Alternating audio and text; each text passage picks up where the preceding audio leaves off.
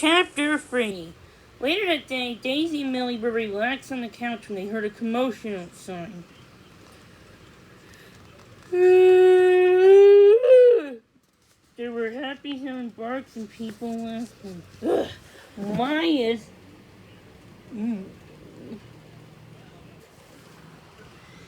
everyone making so much noise? Groaned Amelia, the French bulldog.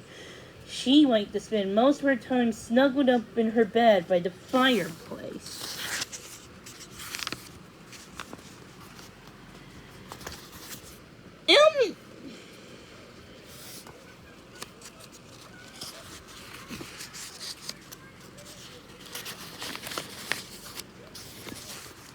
Elmer's here!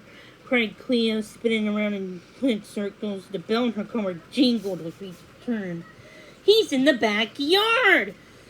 Elmer, the dachshund, used to live at the shelter before he'd been adopted, and everybody loved him when he came to visit. Cleo trotted for the doggy door for Apollo and Buster on her tail. To Daisy's surprise, even Amelia stared from her nest and headed from the yard. Let's go, Millie said, stretching her back. I want to ask Elmer something. She trotted outside the doggy door and followed the others outside. Daisy patted right beside her. In the yard, Elmer laid on his grass, his fluffy black tail thumping on the grass, while the other dogs sniffed him and yipped and yapped. It's good to see you, Elmer, said Buster in his deep basset hound whoop. Thanks, Buster. It's good to see you, too. He got up to his paws and gave Buster a nuzzle. Daisy opened about how cheerful and friendly Elmer could be. It had been a while since the plucky and happy dachshund had gotten adopted by a family in a nearby military base. Benny, the little boy, had become Elmer's best friend, was watching him from outside the fence alongside his mom and Danny. They seemed excited to watch Elmer reunite with his friends. Millie gestured to Daisy to come closer for tilt of her head. When she did, she asked Elmer, "What are you doing here? Are you only back for a visit?" Not exactly, Elmer said, shaking his whole body so much that his long, floppy ears flapped against his snout. I gotten pretty good at doing tricks, almost like the horses do. And so another few dogs and I are going to open the horseshoe show by running through hoops, jumping between poles, and other things. Wow, Daisy said, impressed. I didn't even know you can do that. I couldn't always, Elmer answered.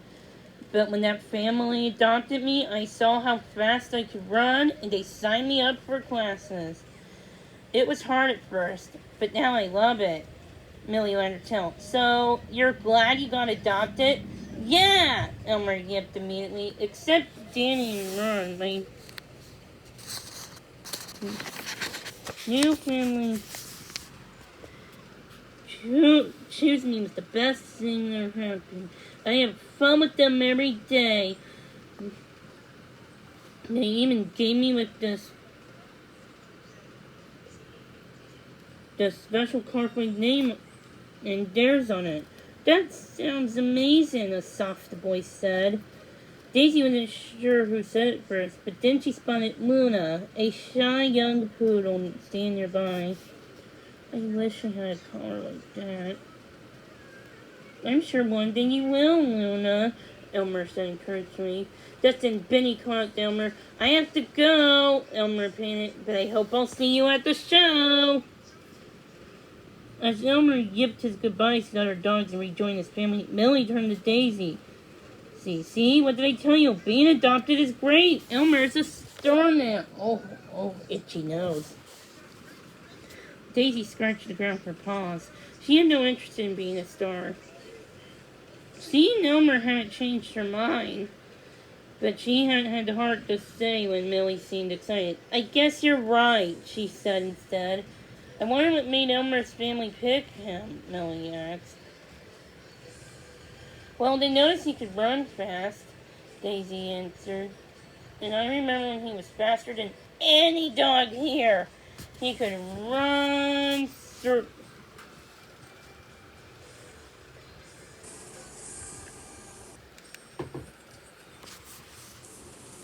circles. Goes around the yard in no time. Maybe we should try that. We both need to do something to make us both stand out and let people know we're a pair. Being the fastest dogs help. Daisy nodded. Okay, alright, let's try. In unison, they began to trot around the yard. They went slowly at first, then careful to avoid all the puddles that had been left behind by the rain. But then they picked up speed as the other dogs outside began to blur. Daisy could feel the wind blowing past her face. Running felt pretty good. Hey, this is fun, she told Millie. Let's go faster, Millie cried. So they did. Soon Daisy's legs grew tight and her mouth became dry. She could tell Millie felt the same way as her tongue hung out of her mouth. Almost the same time they came to a stop, panting to catch their breath. After they drank some water, Daisy saw that Luna had been watching them run. How many times did we make it? Get around the yard, asked the poodle. Luna looked like she was afraid to tell him. Once. Millie looked surprised and disappointed. That's it? But I felt like we were going so fast. Well, girls, you are faster than the dogs who weren't running, Luna said, trying to be helpful. Daisy sighed. I don't think running is going to help us get noticed, Millie admitted. But there are other things we can try. Moose got adopted to stand just not long ago. I will. Hold on. Hey, do you want some toast with your bacon bits? Yep. Cinnamon toast? Yep. Okay. With One syrup. Or 2 pieces? 1 or 2? One with syrup. I want to dip it in syrup. What did he do to stand out? Daisy thought about it. Moose was a sweet pup whose golden puffy coat made him look like an adorable teddy bear. He was pretty cute, she said, but I think it has something in...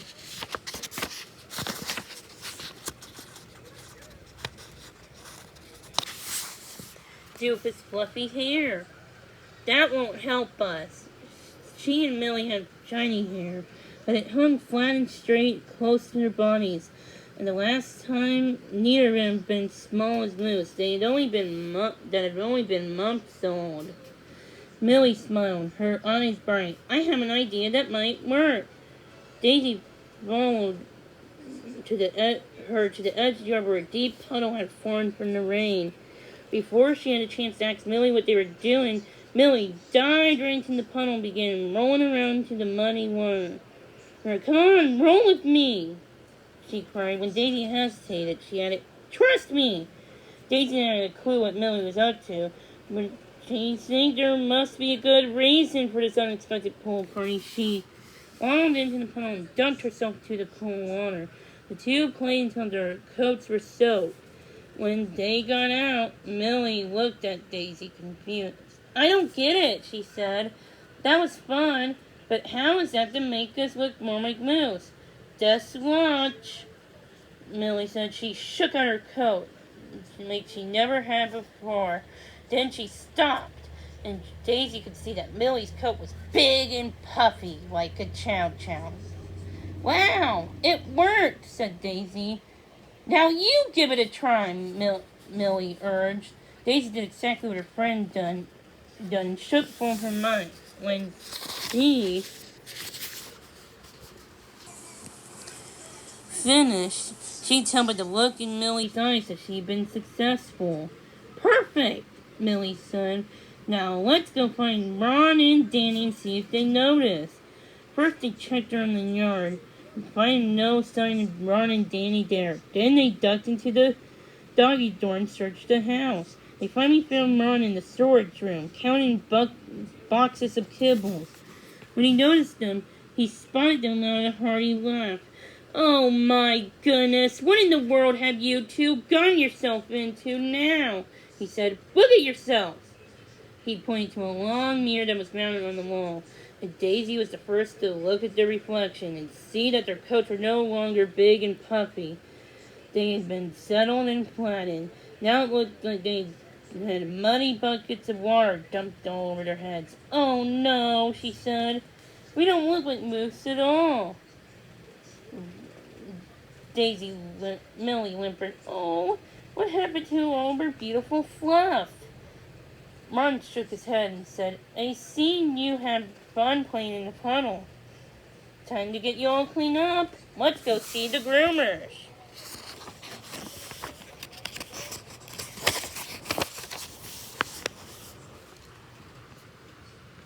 He led him to the back of the house, where the groomers had set up washing stations with special dog shampoos, towels, and brushes. "Gladys, I got two very lighted money customers for you," Ron said, bothering not to hide his amusement. Gladys and the 3 other dog groomers find this funny. They seemed to laugh good natured, but right away they got to work. 2 of them washed the muddy water around Millie's coat, while the other 2 took care of Daisy. Most dogs didn't like getting bathed, but the groomers at the rescue salon made it fun. In no time they were both clean and dry and smelt like shampoo. As Millie and Daisy walked into the back of the house, Millie turned to her friend and said, "Sorry neither of these ideas worked. Maybe we should just forget about being adopted." "Don't give up so easily," Millie protested. "We'll find a way to make her dreams come true." But more and more, Daisy began to realize that her dream didn't look anything like Millie's.